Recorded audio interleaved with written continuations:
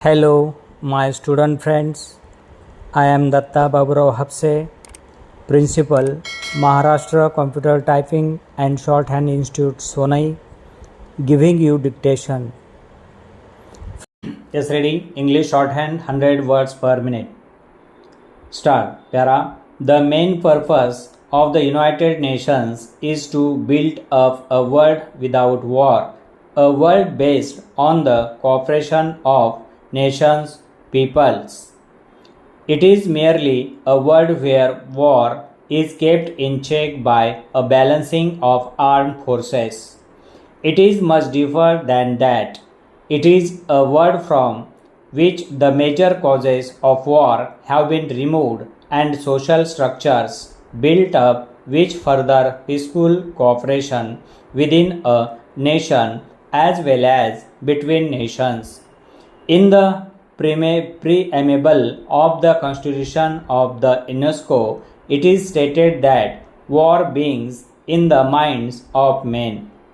That is essentially true, and ultimately it is necessary to bring about the change in our minds and to remove fears and apprehensions, hatreds, and suspicion. Disarmament is a part of this process, for it will create an atmosphere of cooperation. But it is only a step towards our objective, a part of the larger efforts to rid the world of war and the causes of war. Para. In the present context, however, disarmament assumes a very special importance for us, overriding all other issues. For many years past, there have been talks on disarmament, and some progress has undoubtedly been made in so far as the plans and proposals are concerned. Still, we find that the race of armaments continues, as also the efforts to invent even more powerful engines of destruction. If even a small part of these efforts was directed to the search for peace, probably the problem of disarmament would have been solved by this time. Para.